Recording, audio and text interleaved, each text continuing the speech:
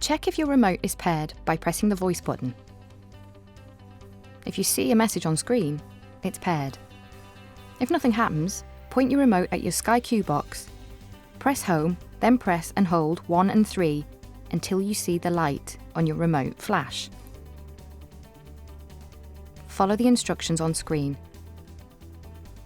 Press the buttons or touchpad to move through menus and press in the middle to select. If you've got a touch remote and you want to swipe to move around, you can turn touch control on or off to swipe instead of pressing. Press home, go to settings, then setup and remote control. Choose Sky Q Touch Remote and press the middle button to turn it on or off. If you can't see the option, you don't have a touch remote.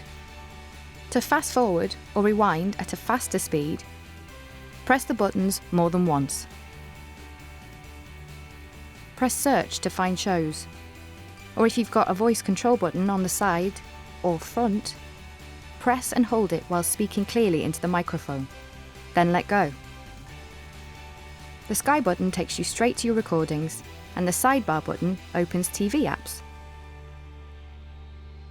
If you can't find your remote, press the Q button on the front of your box, and it'll beep for 30 seconds.